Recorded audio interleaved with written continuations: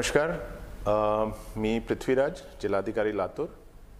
माझ्यासोबत SP साहेब आहे लातूरचे, निखिल पिंगळे.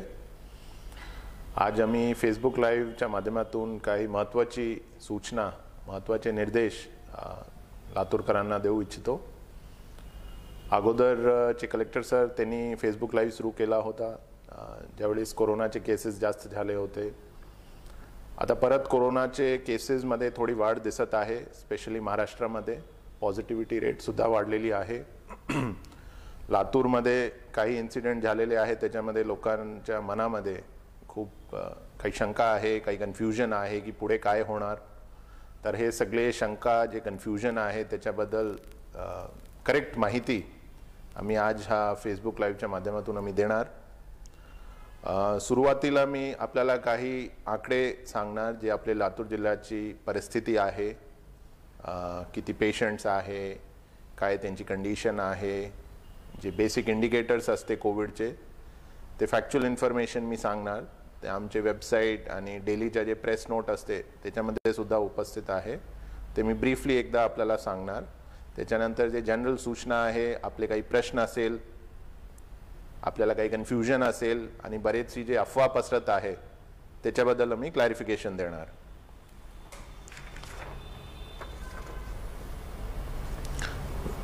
लातूर जिल्ह्यामध्ये जर कालची आपण रिपोर्ट बघितली तर सरासरी 2133 एवढे टेस्ट झाले होते. त्याच्यामध्ये जे पॉझिटिव्ह रुग्ण आले त्याची संख्या 98 आहे. डिस्चार्ज जे झाले होते ते टोटल 48 डिस्चार्ज झाले होते. आणि आज घडीला आपले लातूर जिल्ह्यामध्ये जे ॲक्टिव्ह रुग्ण आहे ते संख्या 397 ची आहे. पण हा 397 पैकी 190 पेशंट्स हे एकदम सौम्य लक्षण आहे, त्याच्यामुळे ते होम आयसोलेशनमध्ये आहे. आणि जे ऑक्सिजनवर पेशंट्स आहेत ते आकडा फक्त 35चा आहे. आपल्या जिल्ह्याचा जे रिकव्हरी रेट आहे दॅट इज 95.6%. मागचे मार्चपासून आजपर्यंत टोटल जे आपले कोविडमध्ये पेशंट्स पॉझिटिव्ह सापडलेले आहेत जिल्ह्यामध्ये ते जे आकडा आहे ते आहे 25,045च्या. त्याच्यापैकी 23,945 एवढे लोक डिस्चार्ज झालेले आहे सक्सेसफुली. जे बेसिक इंडिकेटर्स आहे ते आपले लातूर जिल्ह्याचे we are below the national average आणि स्टेट ॲव्हरेजच्या पण काही इंडिकेटर्समध्ये आपण कमीच आहे. जे डबलिंग रेट आहे ते लातूरची 700 डेज आहे. जे फेटलिटी रेट म्हणते number of deaths as percentage of total confirmed cases ते 2.8% आहे. आपल्याकडे भरपूर सफिशियंट ऑक्सिजन बेड्स आहे, सफिशियंट व्हेंटिलेटर्स आहे आपल्याकडे. आणि जे पण मेडिकल फॅसिलिटीज इन्फ्रास्ट्रक्चर आपण म्हणते 3 टियर, ज्याच्यामध्ये CCC, DCHC आणि DCH हे आपल्याकडे सफिशियंट मात्रामध्ये याच्यामध्ये बेड्स उपलब्ध आहे. हे जे बेसिक आकडे आहे याच्यामध्ये जर आपण वीकली जर ट्रेंड बघितला तर आपल्या मागचे 8-10 दिवसामध्ये नंबर ऑफ केसेस ते अराउंड 40 to 42 असा ॲव्हरेज येत होता. मात्र कालच्या दिवशी एक इन्सिडेंट असा झाला की आपले जे पॉझिटिव्ह पेशंट्स आहे ते 98 आले. ते इन्सिडेंटवर आपण नंतर चर्चा करणारच आणि त्याच्यावर आपण शासनाने काय सूचना दिलेली आहे ते आपण चर्चा करू. मला वाटते हा ओपनिंग रिमार्क्स आणि बेसिक आपल्याला माहिती दिलेली आहे. बरोबर. आता काही महत्त्वाची इन्फॉर्मेशन आणि एक बेसिक मेसेजसाठी मी SP साहेबांना रिक्वेस्ट करतील की ते आपल्याला संबोधित करणार. नमस्कार, मी लातूर जिल्हा पोलीस अधीक्षक निखिल पिंगळे आणि आज या ठिकाणी या फेसबुक लाईव्हमध्ये मी उपस्थित राहण्याचं कारण असं की शासनाचा प्रशासनाचा अंमलबजावणीचा अंग म्हणून पोलीस डिपार्टमेंट काम करत असतं आणि ज्या सगळ्या नियमांमधून आपल्याला गेल्या वर्षभरामध्ये जायला लागलं आहे आणि आताही इथून पुढे आपल्याला जायला लागणार आहे, त्या नियमांची अंमलबजावणी करण्याचं काम हे आमच्याकडे पुन्हा एकदा असणार आहे. त्याचबरोबर आमच्या सहकार्याला कॉर्पोरेशनचे, महसूलचे, इतर डिपार्टमेंटचे देखील लोक, आरोग्य खात्याचे देखील लोक आमच्यासोबत असणार आहेत. आपल्या सुदैवाने आत्ताची जी काही परिस्थिती आहे ती तितकी चिंताजनक जरी नसली तरी देखील आपण अत्यंत काळजी घेणं गरजेचं आहे आणि त्यामुळंच तुम्ही पाहताय की रस्त्यावरती आपण पुन्हा एकदा कारवाया सुरू केलेल्या आहेत. मग त्याच्यामध्ये मास्क न घातल्याच्या कारवाया असतील किंवा इतर कारवाया देखील तुम्हाला पाहायला मिळतील. आता या कारवाया करत असताना आपल्याला बऱ्याचदा प्रश्न पडतो की माझ्यावरच कारवाई का होते, मीच मास्क का घातला नाही म्हणून मलाच का पकडतात. तर या सगळ्या गोष्टींचा तुम्ही सगळ्यांनी एक नागरिक म्हणून विचार करून त्याच्यावरती निर्णय घेणं आपापल्या स्तरावरती गरजेचं आहे की प्रशासन ज्यावेळी या सगळ्या गोष्टींमध्ये कारवाई करत असतं त्यावेळी ते तुम्हाला एक संदेश देऊ इच्छितं. सगळ्यात महत्त्वाचं की ते म्हणजे आपल्याला प्रत्येकाला काळजी घ्यायची आहे. आम्हाला कोणावरही कारवाई करायची इच्छा नाही आहे, परंतु जर आपण सगळ्यांनी नियम पाळले तर मुळातच ती कारवाई करायची वेळ येणार नाही, हे आपण सगळ्यांनी लक्षात घ्यायचं आहे.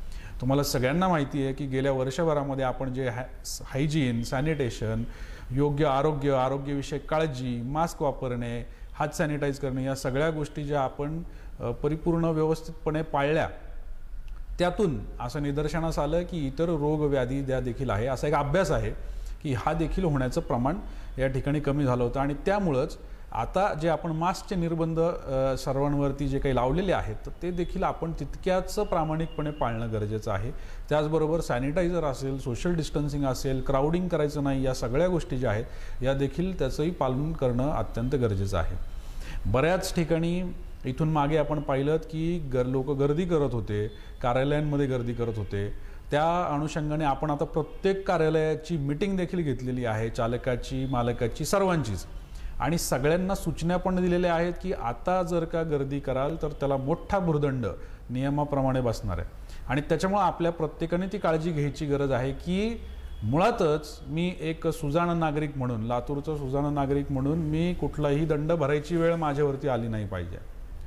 आणि या सगळ्याची जर आपण खबरदारी घेतली तर आम्हाला प्रशासनाला देखील ॲक्च्युअल जे आमचं काम आहे, जे आमचं खरं काम आहे, मग ते वैद्यकीय टीम्सला त्यांचं काम करणं असेल, महसूल प्रशासनाला त्यांचं कोरोनाशी रिलेटेड काम असेल, किंवा आम्हाला आमच्या ज्या काही गोष्टी आहेत त्याच्याशी रिलेटेड कामं असतील, तर या सगळ्यामध्ये तुम्ही आम्हाला मदत करायला, हातभार लावाल असं मला विश्वास वाटतो. कुठल्याही परिस्थितीमध्ये आपल्याला पुन्हा एकदा आधी जशी परिस्थिती निर्माण झालेली ऑगस्टमध्ये, सप्टेंबरमध्ये किंवा त्याआधी, अशा प्रकारची परिस्थिती आपल्याला पुन्हा निर्माण होऊ द्यायची नाही आहे. आणि त्यासाठी प्रशासन म्हणून फक्त आम्हीच नाही, तुम्ही प्रत्येकाने आम्हाला याच्यामध्ये मदत करणं गरजेचं आहे.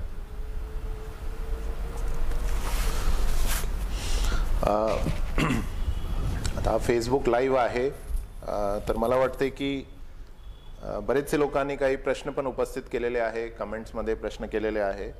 तर जेवढे काही प्रश्न आलेले आहे आय थिंक त्याला मी अगोदर उत्तर देतो आणि त्याच्यानंतर माझी जे काही सूचना आहे, आमचे काही जे डिसिजन्स झालेले आहेत त्याच्यावर मी बोलतो. पण याच्यामध्ये एक गोष्ट आपल्याला लक्षात ठेवायची की हे खूपच डायनॅमिक सिच्युएशन आहे. जे उत्तर मी तुम्हाला आज देणार ते आजची परिस्थितीवर अवलंबून आहे. आजचे जितकी केसेस आहे, जी कंडिशन आहे जिल्ह्याची, त्याच्या बेसिसवर मी आज तुम्हाला उत्तर देणार. उद्या जर ते कंडिशन चेंज झाली, केसेस वाढले अथवा काही चेंजेस झाले तर डेफिनेटली ते डिसिजन चेंज होऊ शकते. तर हे आज घडीला काय स्टेटस आहे त्याच्या बेसिसवर मी आपल्याला उत्तर देणार. पहिला प्रश्न आहे जे सगळ्यांच्या मनामध्ये आहे बरेच दिवसापासून, आणि ते आहे की लॉकडाऊन होणार का. तर याच्या सरळ उत्तर आहे की सध्या लातूरमध्ये लॉकडाऊन आम्ही नाही करणार. शासनाची कुठल्याही प्रकारची तशी सूचना नाही. The answer is clear no. But जसं मी आता सांगितले की हे कंडिशनवर डिपेंडेंट आहे की उद्या काय परिस्थिती होणार लातूरमध्ये, आपले महाराष्ट्र राज्यामध्ये काय परिस्थिती होणार, त्याच्या बेसिसवर ते डिसिजन चेंज होऊ शकते. परवाच्या दिवशी पालकमंत्री साहेबांसोबत आमची सगळे डिपार्टमेंटचे ऑफिसर सगळ्यांची एक आढावा बैठक होती. त्याच्यामध्ये पण लॉकडाऊनची चर्चा झाली होती आणि हेच डिसिजन आला की सध्या लॉकडाऊन लातूरमध्ये होणार नाही. So the right now the answer is no. दुसरा एक प्रश्न पडला आहे की शाळा आणि महाविद्यालय हे बंद होणार का. याचेही सरळ उत्तर आज घडीला आन्सर इज नो. जे शासनाने जे शाळांना जे वर्गांना चालू करण्याची परवानगी दिलेली आहे 5th स्टँडर्ड से 8th स्टँडर्ड आणि अगोदर 9th to 12th, तर ते तसे चालू राहणार. फक्त जे आम्ही तपासणी करू कुठल्या स्पेसिफिक शाळामध्ये जर काही केसेस आढळले तर ते शाळाला मात्र आम्ही काही दिवसासाठी बंद करणार, तिकडचे सगळे लोकांची टेस्टिंग करणार. तो in general the answer is no. शाळा महाविद्यालय सध्या बंद होणार नाही.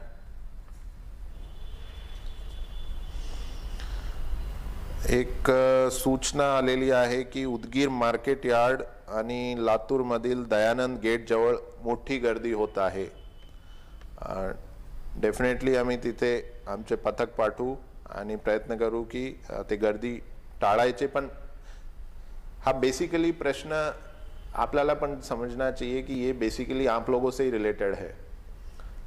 जितना आप लोग हमसे कोऑपरेट करेंगे, सहभाग करेंगे, सहकार्य करेंगे, उतना ही हमारे लिए भी इजी है ये चीज़ के आगे निकलना. अगर ज़्यादा गर्दी होगी, कल को केसेस आएंगे तो हमको उतने ही कठोर स्टेप्स लेने पड़ेंगे. तो आप सभी लोगों से यही विनंती है, निवेदन है की सध्या कुठल्याही एरियामध्ये गर्दी टाळा. कारण की जर गर्दी तुम्ही केली तर त्या ठिकाणी शक्यता आहे की कोरोना जास्त विसरू शकते, फैल सकता है, स्प्रेड हो सकता है.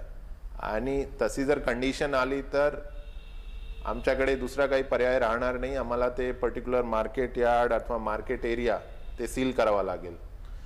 तर आम्ही डेफिनेटली तिथे कारवाई करू. पण आपल्याला सगळ्यांनाही विनंती आहे की कृपा करून तुम्ही पण सहकार्य करा आणि गर्दी टाळा. अनावश्यक घराचे बाहेर पडू नये. Only for essential services. जैसे आप लॉकडाउन के टाइम बिहेव कर रहे थे उसी तरीके से बिहेवियर करिए. अगले 10 से 15 दिन के लिए ये रिक्वेस्ट रहेगी, क्योंकि जो सेकेंड वेव का लोग कह रहे हैं कि वापस से केसेस बढ़ने वाले हैं, that will be clear in the next 10 to 15 days. जैसे CM साहेबने सुद्धा त्यांची ते प्रेस कॉन्फरन्समध्ये सांगितलं आहे की तुमच्या हातात आहे की पुढे काय स्टेप्स घ्यायचे. जर हे 8-10 दिवसामध्ये आपण काळजी नाही घेतली, प्रिव्हेंटिव्ह स्टेप्स नाही घेतले आणि कोरोनाचे केसेस असाच कंटिन्युअसली वाढले तर दुसरा काही पर्याय राहणार नाही आणि लॉकडाऊन जसे स्ट्रिक्ट स्टेप्स आपल्याला घ्यावा लागेल.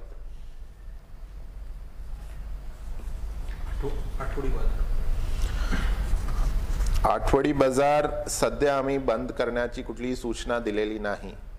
पण परत तिथे पण तेच सूचना आहे की जितका शक्य असेल तितका तुम्ही गर्दी टाळा. ॲज ऑफ टुडे आम्ही ते आठवडी बाजार बंद करण्याचे कुठलेही आदेश काढले नाही.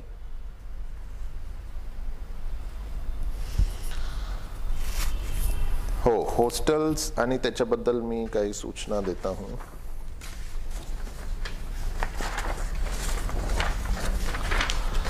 आता कालचा जे एक इन्सिडेंट झाला, एक हॉस्टेलमध्ये 360 विद्यार्थी होते. त्याच्यापैकी 2-3 विद्यार्थीला सिम्पटम्स होते. त्यांची टेस्टिंग केली, ते पॉझिटिव्ह आले आणि सिन्स ते हॉस्टेलमध्ये राहत होते तर आम्ही पूर्ण 360 विद्यार्थ्यांच्या टेस्टिंग केला. त्याच्यामध्ये 40 विद्यार्थी पॉझिटिव्ह आले होते. हा मोठा कारण आहे की आज लातूरचा जे आकडा आहे ते डबल झाला आहे फक्त हा एक इन्सिडेंटमुळे. पण याच्यामध्ये जे एक समाधानकारक गोष्ट हे आहे की हे सगळे विद्यार्थ्यांची हेल्थ चांगली आहे. They are asymptomatic. त्याच्यामध्ये कुठल्याही प्रकारच्या कोणीही स्टुडंट सिरियस नाही. आम्ही ते आयसोलेट केलेलं आहे. ते हॉस्टेलसुद्धा सील केलेलं आहे आणि जे विद्यार्थी सध्या नेगेटिव्ह आलेले आहे त्यांना पण आम्ही मॉनिटर करत आहे. 3-4 दिवसानंतर परत आम्ही त्यांचे टेस्ट करणार आणि जर ते पॉझिटिव्ह आले तर त्यांना आम्ही कोविडचं ट्रीटमेंट करू. पण ते एसिम्प्टोमॅटिक आहे, हा लक्षात ठेवायचे आपल्याला. आता हॉस्टेल्सचं आम्ही जे डिसिजन घेतलेलं आहे ते असं आहे की सध्या गव्हर्नमेंटनी फक्त जे हॉस्टेल्सला परवानगी दिलेली आहे ते समाज कल्याण आणि आदिवासी विभागाचे हॉस्टेल्स आहे. आपल्याकडे बरेचसे कोचिंग क्लासेसच्यामुळे हॉस्टेल्स सुरू आहे. ते हॉस्टेल्सला आम्ही एक डिटेल उद्या आम्ही एक काढणार पत्र. तोपर्यंत त्यांना हे फॉलोइंग चीजें उनको ध्यान रखनी है. आम्ही त्यांची अप्पर लिमिट 50 विद्यार्थीची ठेवली आहे. एक रूम मध्ये मॅक्सिमम 2 विद्यार्थी, शक्य असेल तर एक रूम मध्ये एकच विद्यार्थी ठेवायचे, पण 2 पेक्षा जास्त कुठल्याही रूम मध्ये विद्यार्थी ठेवायचे नाही. विद्यार्थ्यांचे जे टॉयलेट्स आहेत ते पण थोडासा मार्क करून सेपरेट करायचे, म्हणजे की एक फ्लोरचे विद्यार्थी तेच वॉशरूम टॉयलेट्स वापरणार, ते मिक्स करणार नाही. हॉस्टेल्सच्या रेग्युलर सॅनिटायझेशन करण्याची जबाबदारी हॉस्टेल मालकची असणार. डेली स्टुडंट्सच्या टेम्परेचर गन्सची टेम्परेचर मेजर करायचे, त्यांच्या पल्स ऑक्सीमीटर से ऑक्सीजन सैचुरेशन चेक करना है. आणि जितना शक्य हो वहाँ पे अगर मेस चल रही है तो मेस में कॉमन एरिया की जगह प्रत्येक स्टुडंटला त्याच्या रूममध्ये टिफिन देण्याची त्यांनी व्यवस्था करायची.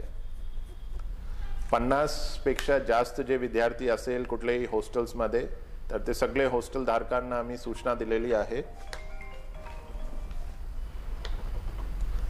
की तुम्ही ते संख्या कमी करा.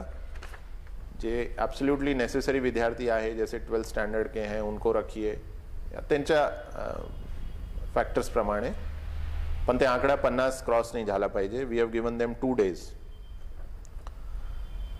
त्याच्यानंतर जे कोचिंग क्लासेस आहे त्यांच्यासाठी आम्ही एक ॲडिशनल सूचना आम्ही आता काढणार की कोरोनाचे पार्श्वभूमीवर जे सोशल डिस्टन्सिंग असते ते सोशल डिस्टन्सिंग ते क्लासमध्ये त्यांनी फॉलो करायचे. 1.2 मीटर का रेडियस का डिस्टेंस चारे बाजूने प्रत्येक स्टुडंटच्या सेपरेशन तसा पाहिजे.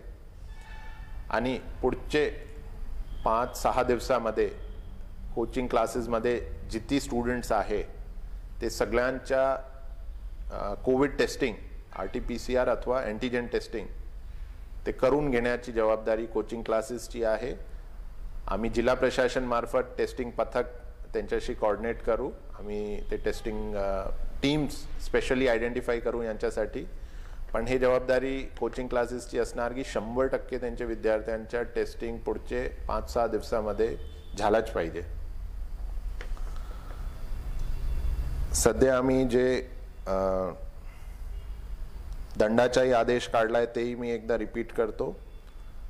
विना मास्क फिरणारे लोकांवर 100 रुपयाचा फर्स्ट टाइम दंड आहे. रिपीट केला तर 500 रुपये. आणखी ते झाला तर त्याच्यावर गुन्हा दाखल होणार. जे मोठे मंगल कार्यालय आहे त्यांना सुद्धा सूचना दिलेली आहे की जे गव्हर्नमेंटचे नॉर्म्स आहे 100 पेक्षा जास्त लोक लग्नामध्ये अथवा कुठल्याही मोठे कार्यक्रममध्ये ते असेंबल नाही झाले पाहिजे. 100 पेक्षा जास्त जर झाले तर 25,000 रुपये दंड आणि सेकंड टाइम केला तर ते सील होणार आणि गुन्हा दाखल होणार. तर सर्व हे मंगल कार्यालयाचे जे मालक आहेत त्यांना सुद्धा एक सूचना आहे की आपण जे पण लग्न अथवा जे आहे त्याच्यामध्ये मोठे कार्यक्रम जे आहे त्याच्यामध्ये तुम्ही संख्या लिमिट करा आणि तिथे सुद्धा सॅनिटायझर आणि टेम्परेचर चेकिंगची व्यवस्था करा. 100 पेक्षा जास्त लोक एकाच फंक्शनमध्ये असेंबल नाही झाले पाहिजे. याच्यामध्ये जे पार्टी आहे ज्याच्या फंक्शन आहे जे ऑर्गनाइज करत आहे ते आणि मंगल कार्यालयाचे मालिक हे दोघांची जबाबदारी असणार जर हे व्हायलेट झाला तर.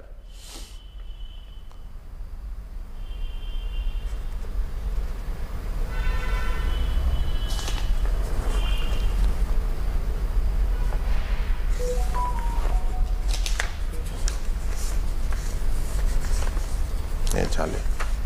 आणखी काय नाही? ठीक आहे. आणखी एक महत्त्वाची सूचना आहे की आपले लातूर शहरामध्ये जे प्रसिद्ध सिद्धेश्वर यात्रा होते त्याच्यासाठी आम्ही आज एक बैठक घेतली. त्याच्यामध्ये ते ट्रस्टचे लोक, चॅरिटी कमिशनर मॅडम, सगळे प्रशासकीय अधिकारी ते सगळे उपस्थित होते. आणि आम्ही हे डिसाईड केलं आहे की जे आपले तिथे आवश्यक पूजा अर्चनाचा जे विधिवत कार्यक्रम आहे ते सोडता बाकी सगळे कार्यक्रम यावर्षी होणार नाही. आणि हे जे कार्यक्रम जे आवश्यक आहे ते रात्री दुधाचा अभिषेक असते, सकाळी पूजा असते आणि ते एक झेंडा वंदन काहीतरी आहे.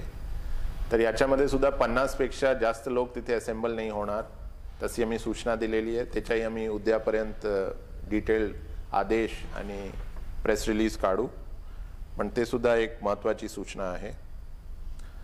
अच्छा, हा सगळी गोष्ट करताना फक्त एक महत्त्वाचा जे मेसेज आहे सगळ्यांना लक्षात ठेवायचे की आपण 1 वर्ष कोरोना काळामध्ये आपण सगळे प्रिकॉशन्स घेतलेले आहे, ते जे आपल्याला कंटिन्यू करायचे. घाबरण्याची काही आवश्यकता नाही. परिस्थिती कंट्रोलमध्ये आहे. नंबर ऑफ केसेस पण आउट ऑफ कंट्रोल नाही गेलेले आहे.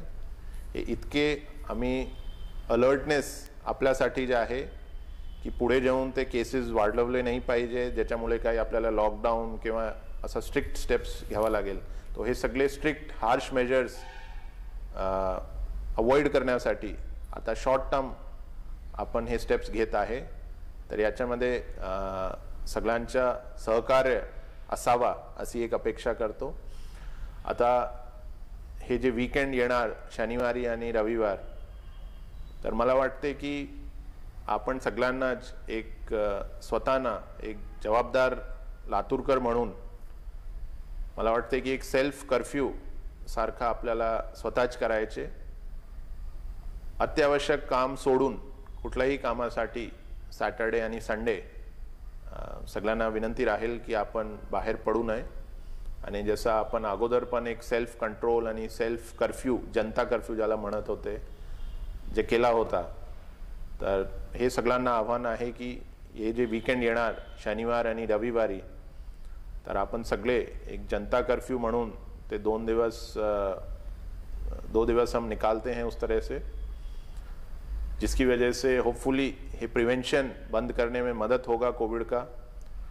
और आगे का अगर कुछ उसमें लिंक हम तोड़ने में यशस्वी रहे तो ये लातूर जिले के लिए बड़ी उपलब्धि होगी और डेफिनेटली आगे जाके लॉकडाउन या इस तरह की चीज़ें हम अवॉइड कर सकते हैं. तो फिर से एक बार मैं रिपीट करूंगा, सभी लातूर के निवासियों से एक निवेदन रहेगा कि ये सैटरडे और संडे, शनिवार आणि रविवारी आपण सगळे एक जनता कर्फ्यू म्हणून एक्सेप्ट फॉर इसेंशियल सर्विसेज घर से बाहर मत निकलिए. एक सेल्फ कंट्रोल दिखाइए, एक जवाबदारी आप दिखाइए कि जवाबदार नागरिक हैं आप. और डेफिनेटली इससे हमें भी एक उत्साह मिलेगा, मोटिवेशन मिलेगा प्रशासन को भी कि जनता हमारे साथ है, लोग हमारे साथ हैं और डेफिनेटली हम कोरोना के युद्ध में हम जीतेंगे.